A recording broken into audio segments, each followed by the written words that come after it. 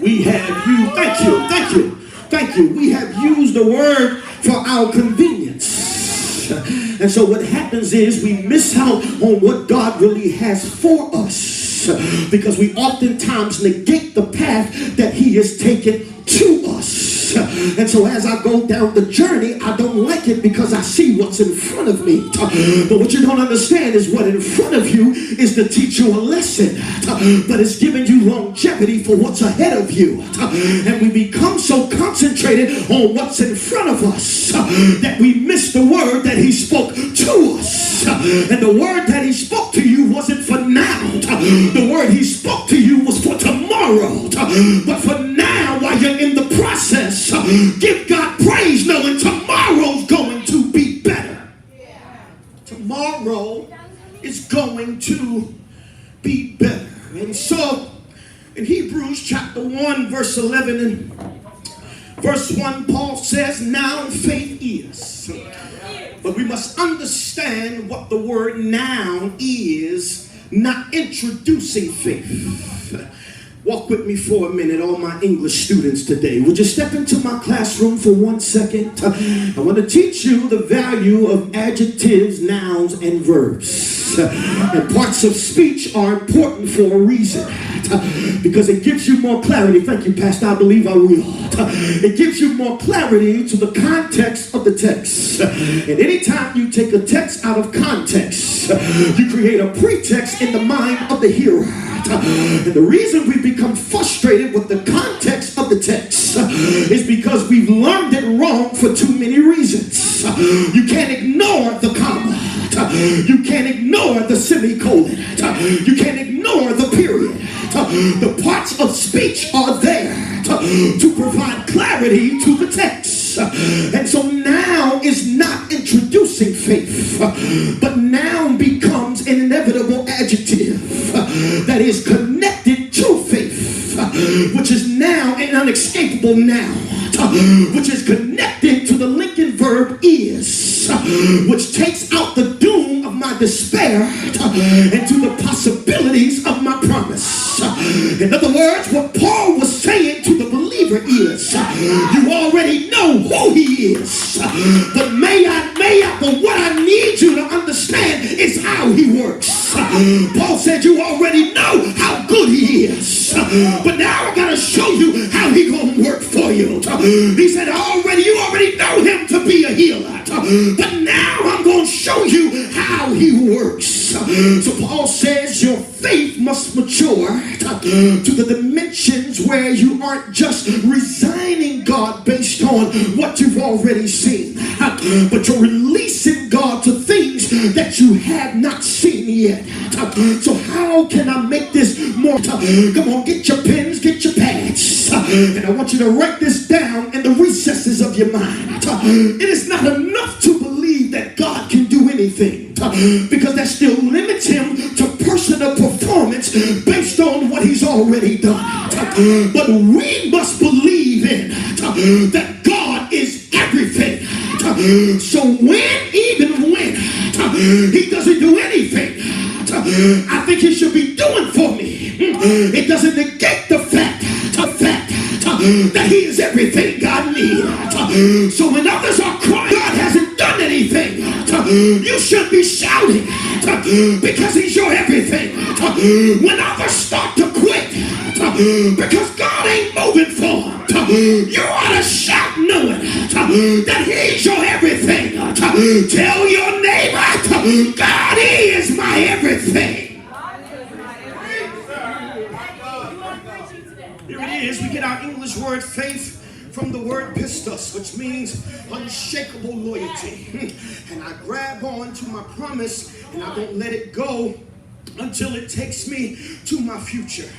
How many people realize that what's in front of you is better than what's around you, and it can't compare to what's behind you? I'll say it again. What's in front of you is better than what's around you, and it can't compare to what's behind you. I'll say it again. What's in front of you is better than what's around you, and it can't compare to what's behind you. because the sufferings of this present time are not worthy to be revealed to the power that's working on the inside of me. And what you went through last year won't be able to compare to what you encounter this year. Therefore, I'm not waiting until the battle is over. I'm dancing right now because I know the worst season I've already come through, and the best is ahead of me. It doesn't matter what I don't see. The best is ahead of me. It doesn't matter what I don't have. The best is ahead of me. Tell your neighbor you don't need to worry because the best is right in front of you. Now faith is the substance. The Greek word for substance is hypostasis, which means confidence. Now faith is the confidence that I have knowing God is on the way. What is God? I came to help you today. And we're missing in faith because we ain't got no confidence in God. You got confidence in your brother. You got confidence in your mother. But the Bible said the arms of flesh will fail you every time. My question is, where is your confidence in God? Where is it? We come every week, but we ain't got no confidence in him. We write songs about him, Jackson, but we ain't got no confidence in him. And that's why it can't touch the people. Because if you don't have confidence in what you're singing, then how you expect me to have confidence in what you say to me? That's right. We don't. We got more faith in people that tell us how wonderful we are. But we lack the most confidence in the one that made you who you are. Everything that you have, you are, and ever will be is because of God. And so have confidence in the one that has given you what you have. But we put confidence in people that can only see who you are based on the one that gave it to you. I'll say it again for you slow. How do you lose confidence in the God that gave you what you have and have more faith and confidence in the people that celebrate what you got from God? You have illegally celebrated people that don't have the ability to bless you.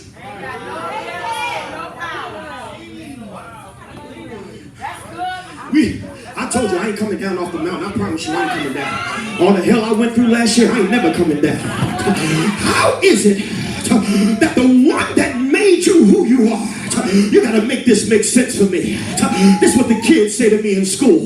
Mr. Craig, you got to make it make sense. So make it make sense to me. How do you not have faith in the one that gave you what you have, but you got more faith in the one that can only celebrate who you are? You only have the ability to celebrate me because of what God gave to me. So if he doesn't give it to me, you don't have the ability to anoint me with writing. You don't have the ability to anoint me with playing. Everything that I have came from God. That's right. Every day. I want to shift your thinking, because we've given deference and praise to people that have done nothing for us but help cultivate what God already gave us.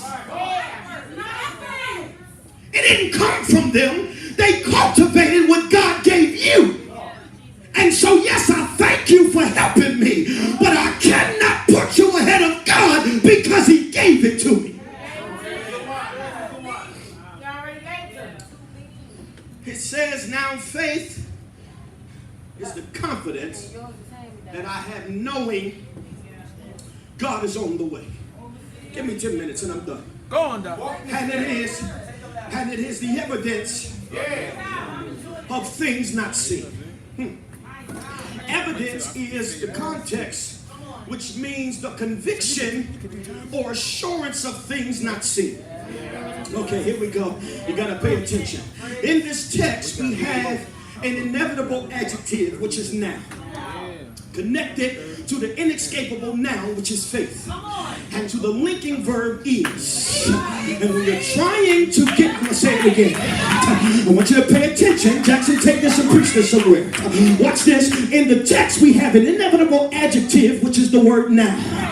It's connected to an inescapable noun, which is the word faith, which is attached to the linking verb is. And when you're trying to get the purest form of the statement, you must put the noun and the verb together. So if we go back to the text and put the noun and verb together, we will see what Paul was really saying to us in Hebrews 11:1.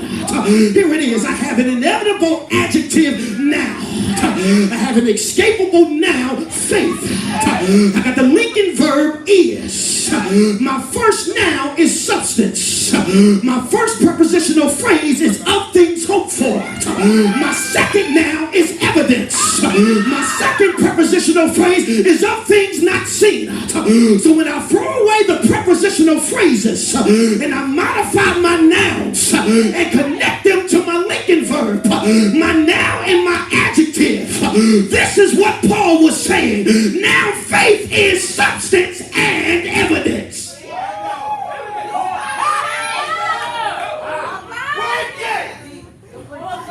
Now faith is substance and evidence. Lord have mercy. What he was trying to get you to understand was that anytime I say something to you, I got substance and I got evidence. Faith is, I'm ready, let's do it, the level of expectation for your future, which determines the dimensions of your possibilities for your promise. Not believing what I see, because I see what I already believe. Anticipating tomorrow what God promised me yesterday, and shouting like it's happening right now. Standing on the uncertainties of nothing and stepping out like it's already under my feet. Tell your neighbor, if you're gonna have faith, you gotta have substance and you got to have evidence.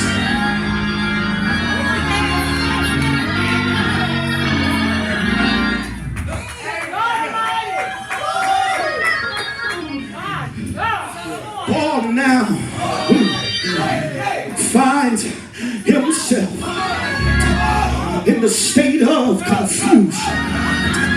He's trying to figure out how he's going to move from where I am and to where I'm going. When Paul is writing this text here, he's in the hollow halls of a prison.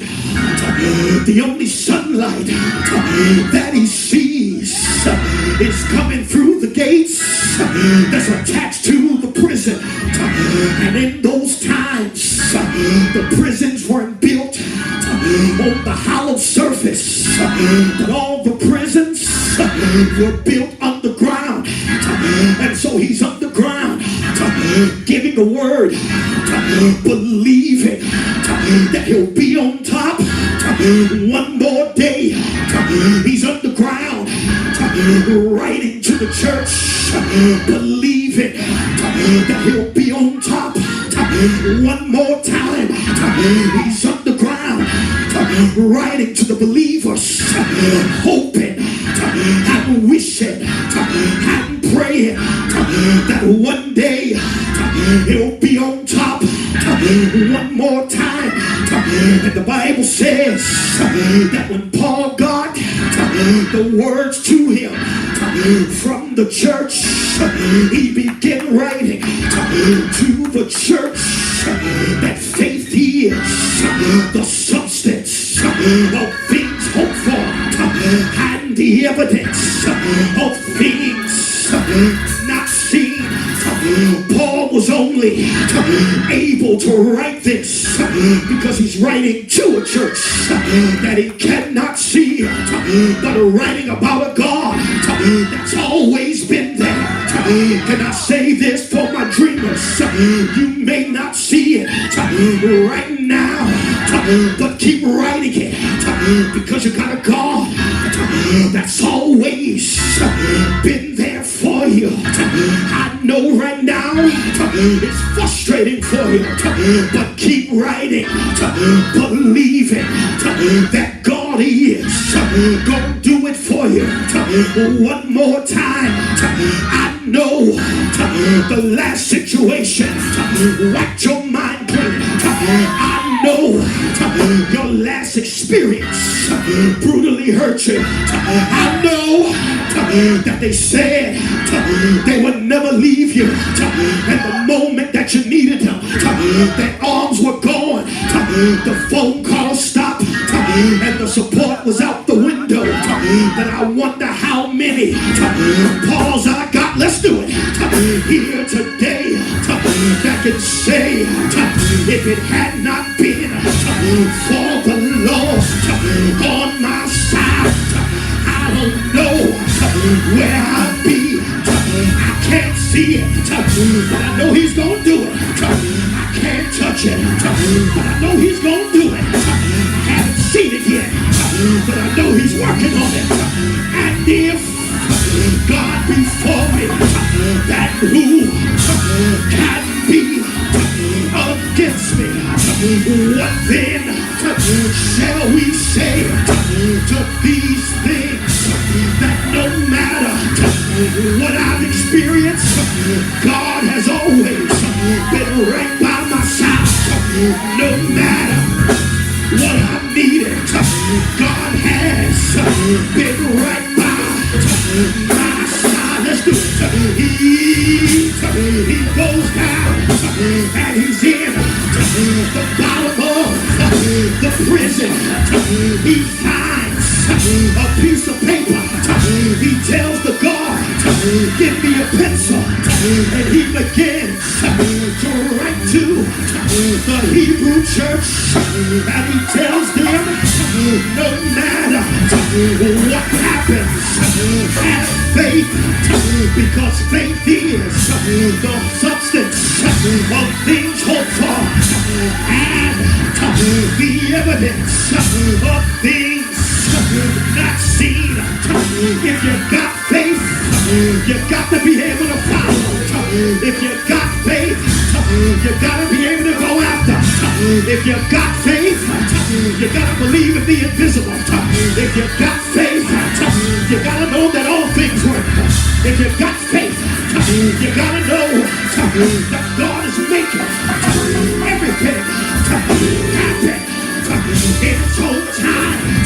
And he's going to make sure that whatever you need, you shall have. Whatever you desire, you will get. You ought to change your mindset and thank him for everything that you lost. Because this next level that God has for you is a level that you've never seen before. This next level that God has for you is a level you can only dream of. This next level that God has for you has everything that you need. You've been praying, and God is getting ready to answer you. You've been crying, and God is getting ready to come through for you. You've been struggling, but God is getting ready to make all ways smooth again. Dry your face, pick up your stuff, and tell the devil, no matter what didn't work before, this time it's gonna work. No matter what brought me before,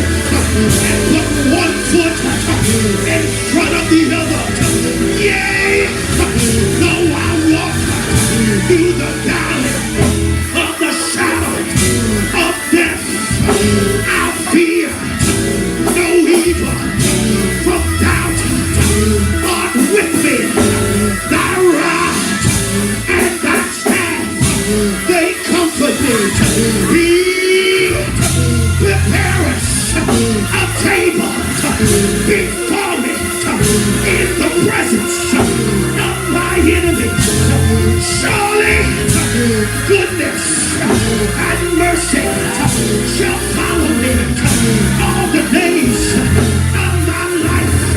So when they ask you why you're still smiling, tell them I got faith to match my tears.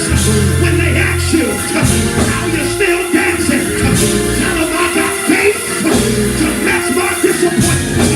When they ask you why you're still believing in God, tell them I got faith to match what didn't happen to me. And God said, in this next season, you can have it all. Whatever it is that you want, ask in my name, and I'll surely give it to you. The job, you can have it. Yes, the raise, you can have it. The new home, you can have it. The position, you can have it. Your business, you can have it. The resources, you can have it. The land, you can have it. The blessing, you can have it. Tell your neighbor, whatever it is that you need, you can, you shall, you will have it all. Thank you, Jesus.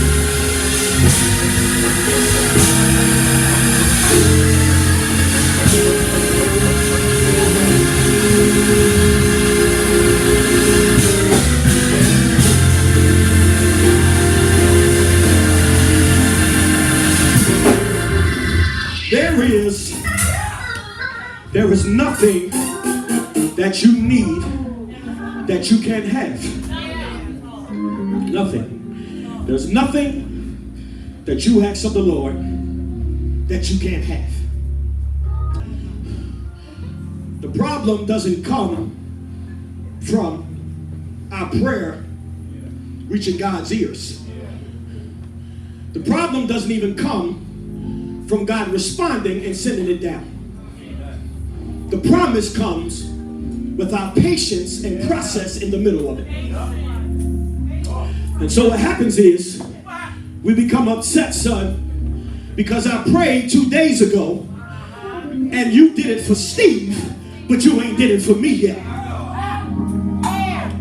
Not understanding, Steve has already paid his price.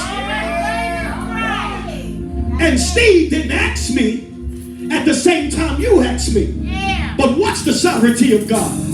If Steve by chance did ask when you asked, it's still God to bless who he wants when he gets ready. And so because we don't like the sovereignty of God, we talk about it, but we don't like it. Because the truth is, the sovereignty of God doesn't always work in our favor.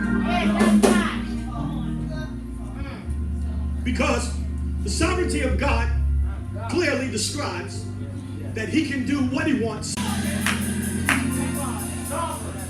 And so my question is he still sovereign when he sees your request and chooses not to respond?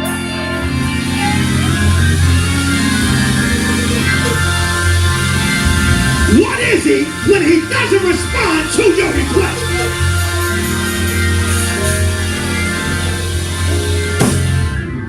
Do you know why? Know why many people, son, have lost their ability to dance in church?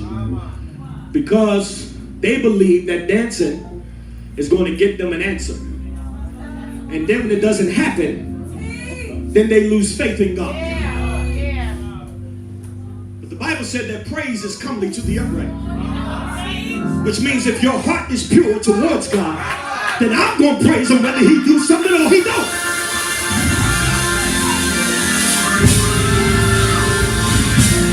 I don't need him to give me a call today. I'll dance for the fact that he's been God.